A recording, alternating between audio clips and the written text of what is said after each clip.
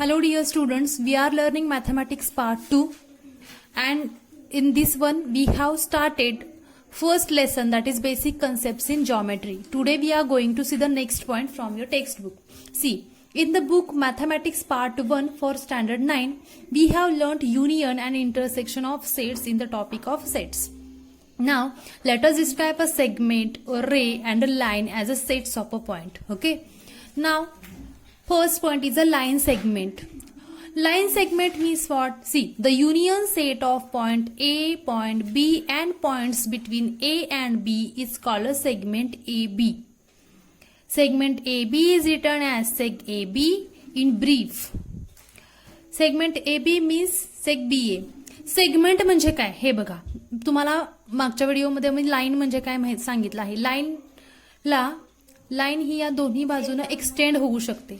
Segment हा दोन्ही बाजूने एक्सटेंड होऊ शकत नाही.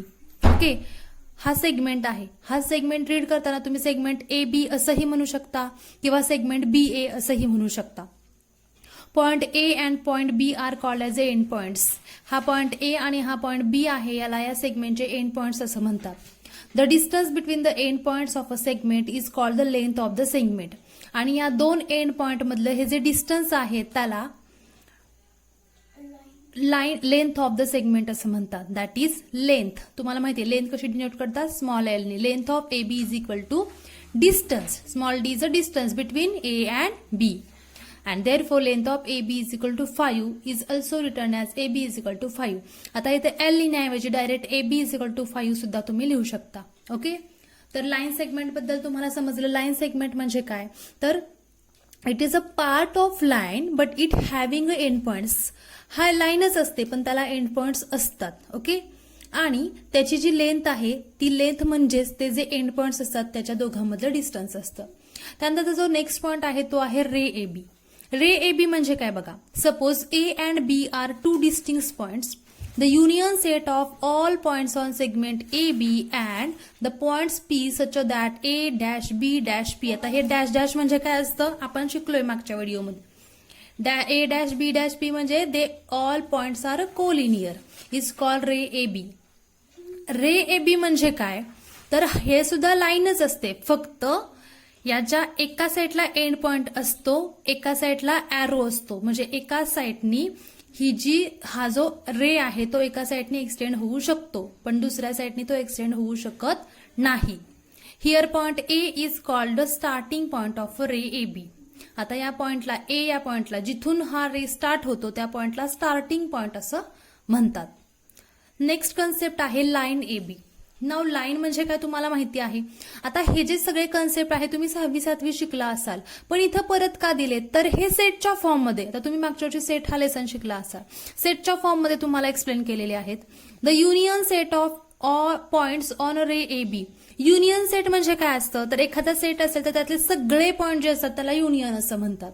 मग union set of points on ray A B म्हणजे एखादा रे ए बी तुम्ही कन्सिडर केला तर त्याच्यावर हे सगळे जे पॉइंट आहेत छोटे छोटे छोटे त्या सगळ्याचा युनियन सेट.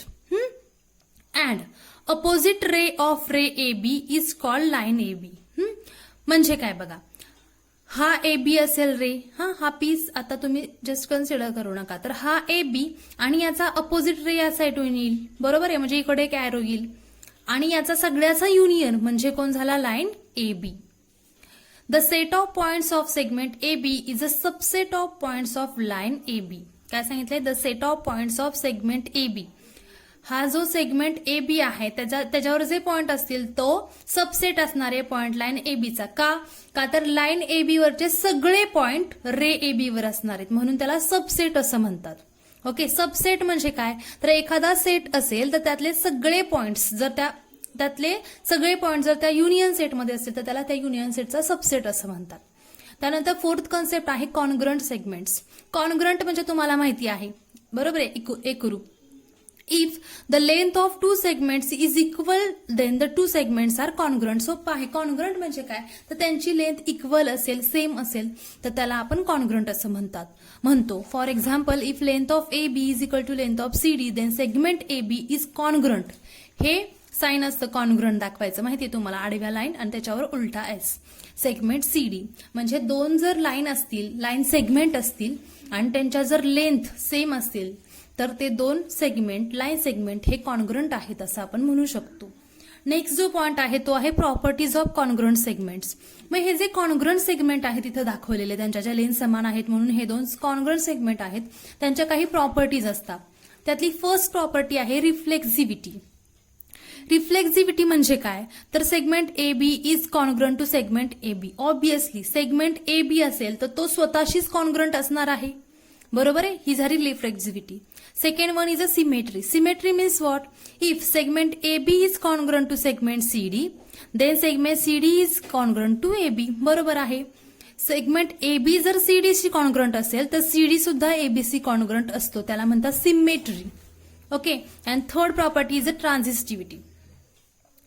ट्रान्झिटिव्हिटी म्हणजे काय, तर if segment AB is congruent to segment CD and segment CD is congruent to segment EF, then we can say that segment AB is also congruent to segment EF. म्हणजे काय बघा, जर पहिला segment AB हा CD शी congruent असेल आणि CD हा EF शी congruent असेल तर AB हा EF शी कॉन्ग्रंट असतो, त्याला म्हणतात ट्रान्झिटिव्हिटी. 3 प्रॉपर्टीज आहेत, लक्षात ठेवायचा. पहिली रिफ्लेक्झिव्हिटी, रिफ्लेक्स करणे. रिफ्लेक्स म्हणजे माहितीये ना, तो स्वतःलाच कॉन्ग्रंट असतो म्हणजे रिफ्लेक्झिव्हिटी. सिमेट्री म्हणजे ए बी ला सीडी असेल तर सीडी ला ए बी म्हणजे रिफ्लेक्झिव्हिटी. आणि ट्रान्झिटिव्हिटी म्हणजे काय, तर सेगमेंट ए बी ला सेगमेंट सीडी जर कॉन्ग्रंट असेल, सीडी सेगमेंटला ईएफ जर कॉन्ग्रंट असेल तर ए बी ला ईएफ कॉन्ग्रंट असतो, त्याला म्हणायचं ट्रान्झिटिव्हिटी. ह्या 3 प्रॉपर्टीज तुम्हाला एक्झाम्पल सॉल्व्ह करताना यूज कराव्या लागतात. त्यानंतरचा जो नेक्स्ट पॉइंट आहे तो आहे mid point of a segment. आता मिड पॉइंट म्हणजे तुम्हाला माहिती आहे मध्ये जो असणार आहे तो म्हणजे मिड पॉइंट. इथं काय दिले बघा, if A dash M dash B. आता डॅश डॅश म्हणजे काय अर्थ असतो, हे जर तिन्ही कोलिनियर असतील, एकाच लाईन मध्ये असेल तर A dash M dash B and F if segment A M is congruent to segment B M B. एकतर हे एका लाईन मध्ये पाहिजेत आणि ए एम हा एम बी शी कॉन्ग्रंट पाहिजे, then M is called the mid point of segment A B. तर मग आपण एम ला या ए बीचा मिड पॉइंट म्हणू शकतो. पहा इथं ए एम बी हे कोलिनियर आहेत. ए एम कॉन्ग्रंट कशाने दाखवतो आपण, इथं बघा 2 रेषा ओढल्यात, समान आहेत, दोन्हीकडे 2 आहेत, तिथे पण 2 इथं पण 2, म्हणजे हे दोघं काय आहेत, कॉन्ग्रंट आहेत. आणि मग जर हे दोघं कॉन्ग्रंट असतील तर या एम ला आपण ए आणि बी चा मिड पॉइंट किंवा ए बी सेगमेंटचा मिड पॉइंट असं म्हणू शकतो. Every segment has 1 and only 1 mid point. हे पण स्टेटमेंट महत्वाचं आहे. प्रत्येक सेगमेंटला एक आणि एकच मिड पॉइंट असतो, बरोबर आहे ना, जास्त असू शकतच नाहीत. नेक्स्ट पॉइंट आहे comparison of segments. How to compare 2 segments. See, if length of segment A B is less than the length of segment C D, it is written as segment A B is less than segment C D or segment C D is greater than segment A B. आता हे तुम्ही notation शिकलाय ना, लेस than असेल तर असं notation, greater than असेल तर असं नोटेशन, बरोबर आहे. ते नोटेशन यूज करून तुम्ही सेगमेंट कम्पेअर करू शकता. आता इथं बघा, तुम्ही पाहिलं तर ए बी हा सीडी या सेगमेंटपेक्षा लहान दिसतोय, म्हणजे आपण हे कसं दाखवू शकतो, A B is less than CD असं दाखवू शकतो, बरोबर आहे. A B is less than CD. किंवा हे आपण काय लिहू शकतो, CD is greater than A B, म्हणजे असंही लिहू शकतो, segment CD is greater than segment A B. The comparison of segments depends upon their length. Obviously, comparison of segments is depends on their length. जी length greater असेल तो greater segment असेल and so on. Next point is a perpendicularity of segments or rays. आता perpendicular segment कधी आहेत, कसं आपण म्हणू शकतो, तर पहा, if the lines containing 2 segments, 2 rays or a ray and a segment are perpendicular to each other, then the 2 segments, 2 rays or the segment and the ray are said to be perpendicular to each other. काय सांगितलंय, तर if the lines containing 2 segments, एखादी line आहे which contain 2 segments or 2 rays which are perpendicular to each other. इथं पहा, इथं A B हा एक सेगमेंट आहे आणि सी डी हा एक सेगमेंट आहे. हे दोन्ही सेगमेंट एकमेकांना परपेंडिक्युलर आहेत. परपेंडिक्युलर आहेत कशावरून ठरवलं आपण, इथं 90 डिग्रीचा अँगल झालाय, 90 डिग्रीचा अँगल झालाय म्हणजे ते दोघं एकमेकांना परपेंडिक्युलर आहेत. किंवा हा जर आपण रे कन्सिडर केला, ए बी हा रे कन्सिडर केला आणि सी डी हा रे कन्सिडर केला, तर ते एकमेकांना परपेंडिक्युलर असतील तर आपण म्हणू शकतो segment A B is perpendicular. हे जे बघा, हे जे नोटेशन आहे ते परपॅन्डिक्युलर साठी असतं. Segment A B is perpendicular to segment line C D. Segment A B is perpendicular to line C D किंवा segment A B is perpendicular to ray C D. Okay, अशा प्रकारे तुम्ही perpendicularity सांगू शकता. Next point आहे distance of a point from a line. आता एखाद्या पॉइंटचं एखाद्या लाईन पासूनचं डिस्टन्स कसं पाहायचं पहा. If segment CD is perpendicular to line AB, segment CD is perpendicular to line AB and D lies on the line AB, then the length of segment CD is called the distance of a point C from line AB. बरोबर आहे. हा AB ही एक line आहे, CD हा segment आहे, हा perpendicular आहे. तर हे जे डिस्टन्स आहे CD मधलं याला आपण C पॉइंटचं D या पॉइंट पासूनचं डिस्टन्स असं म्हणू शकतो. The point D is called the foot of the perpendicular. Here point D is called as the foot of the perpendicular. Foot means what? Pi, na? Paya. The point D is called the foot of the perpendicular. If length CD is equal to small